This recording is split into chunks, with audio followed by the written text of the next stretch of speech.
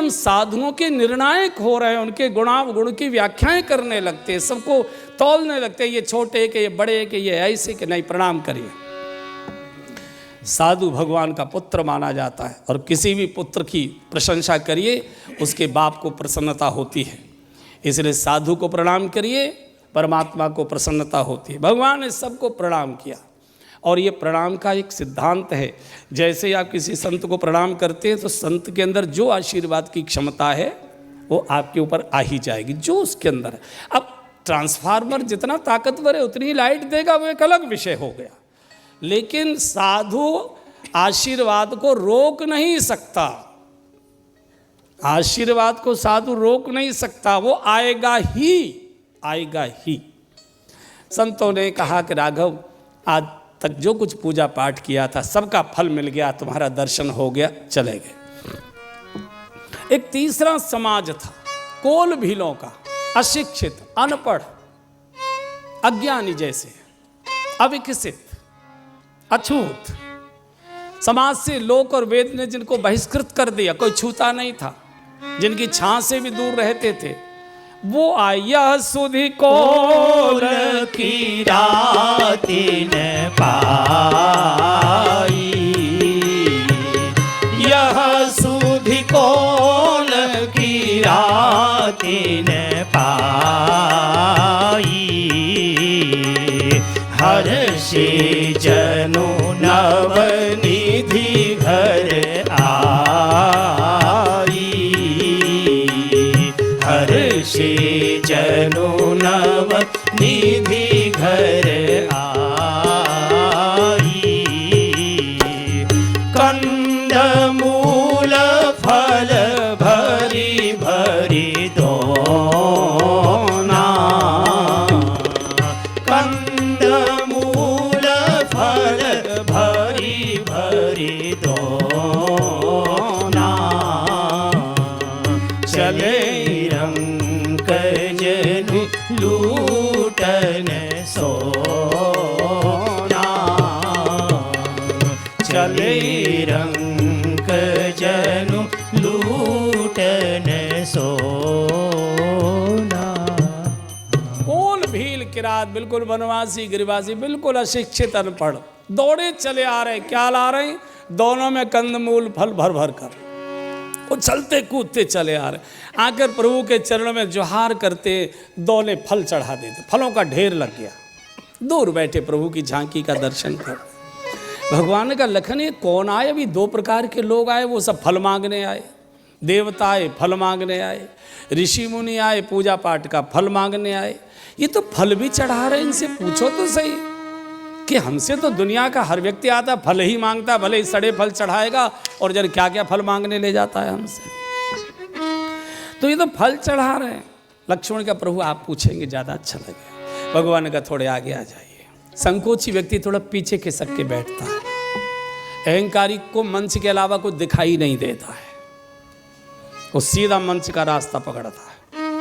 ये तो बड़े विनम्र है। भगवान ने कहा भैया जो आया वो फल मांगने आया और आप हमको फल चढ़ा रहे हैं, क्या बात है? आपको फल नहीं चाहिए क्या? जैसे प्रभु ने पूछा कि आपको हमसे फल नहीं चाहिए क्या, कोल भी रो पड़े, बोले भगवान फल तो आप दिल्ली वालों को दे दीजिए, हमको तो आप चाहिए, हमारा बाप चाहिए, हमको कुछ नहीं चाहिए। आप मिल गए, हमारा बाप हमको मिल गया, और क्या चाहिए? भगवान ने कहा जाहे न चाहिए कबहु कछ तुम सन सहज सने, बसो निरंतर तास और सो रा और निज गे।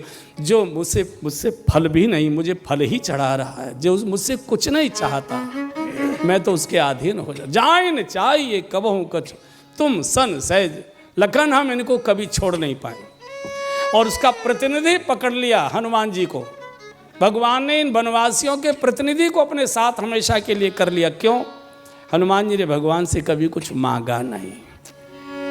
आपने बड़ी प्रसिद्ध कथा सुनी होगी। एक दिन हनुमान जी बैठे थे प्रभु के चरणों में। भगवान ने कहा हनुमान आज एक मन में आ रही है, मानो तो कुछ कहें। बोले हाँ मानने लायक होगी तो जरूर मानेंगे, कहिए।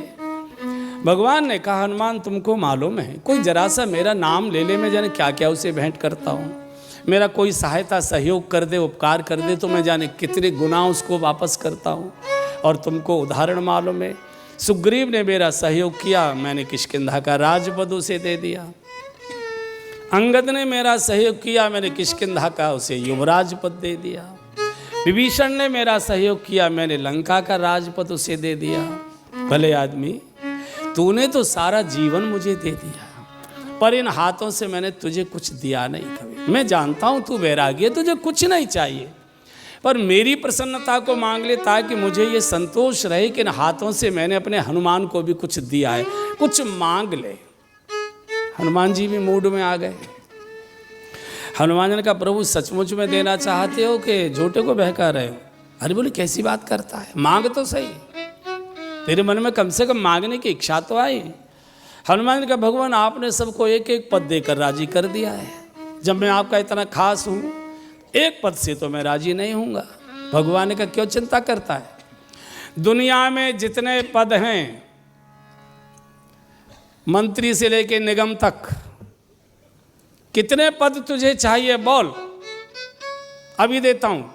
और जैसे प्रभु ने पूछा कितने पद चाहिए, हनुमान जी ने भगवान के दोनों श्री चरण पकड़ लिए, कहा, प्रभु मुझे तो ये 2 पद चाहिए, बाकी पद आप किसी को भी दे दो, मुझे तो ये 2 पद चाहिए। जाहिन चाहिए कबहु कछु, तुम सन सहज स्नेह, बसो निरंतर तास हुर, सो राउर निज। बहुत आनंद से प्रभु चित्रकूट में निवास कर रहे हैं। कभी कभी भगवान के मन में एक बात चलती है, प्रभु सोचते हैं कि जानकी जी बहुत समझदार हैं, मुख से तो नहीं बोलेंगे, पर इनके मन में जरूर चलता होगा कि बाप ने किनके हाथ बांध दिए, न रहने का ठिकाना, न खाने का ठिकाना।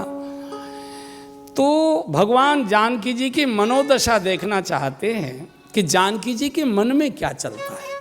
तो एक दिन प्रभु जानकी जी को लेकर और एक लता कुंज में आ गए। कुंज आप जानते हैं, वर्षा के दिनों में कुछ बेल पेड़ों पर चढ़ जाती हैं, ऐसे वो झोंपड़ी जैसा होता है पेड़ ऐसे। तो लता कुंज में बैठे थे। भगवान ने कहा, देखो जानकी जी, ये वृक्ष कितना भाग्यशाली है। जानकी जी बोले, क्यों, क्या भाग्यशाली है? बोले, कितनी सुंदर लता इसको जीवन में मिली है कि लता ने अपने को इसके ऊपर छाकर इसको कैसा सुंदर छायादार बना दिया। लता नहीं होती तो छितरा छितरा दिखाई देता। यानी प्रकारांतर से भगवान जानकी जी की प्रशंसा कर रहे हैं कि आप मेरे जीवन में आ गई तो मेरे जीवन हरा भरा हो गया। जानकी जी का, नहीं भगवान, वृक्ष भाग्यशाली नहीं है। तो बोले, लता भाग्यशाली नहीं है। क्यों? बोले, लता इसलिए भाग्यशाली नहीं है कि अगर इस लता को सहारा देने के लिए समर्थ वृक्ष नहीं मिला होता तो लता तो धरती में ही पड़ी रह गई होती, कोई गाय भैंस को चर गई होती, वो कैसे खड़ी होती। ये तो वृक्ष ने सहारा दिया। एक दूसरे को बड़प्पन दे रहे, निर्णय नहीं हो रहा है कि कौन भाग्यशाली है। भगवान ने लक्ष्मण जी को बोला ले, काल है, काल तो बिल्कुल निष्पक्ष निर्णय देता है, वो नहीं देता कि उम्र क्या है, ये क्या है, वो क्या है, काल तो निष्पक्ष होता है। लखन एक न्याय करो। हाँ, क्या है प्रभु? मैं कहता हूँ ये वृक्ष कितना भाग्यशाली है कि जिसको इतनी सुंदर लता मिली। जानकी जी कहती है कि लता बहुत भाग्यशाली है कि इसको आगे ऊपर उठाने के लिए समर्थ वृक्ष मिला।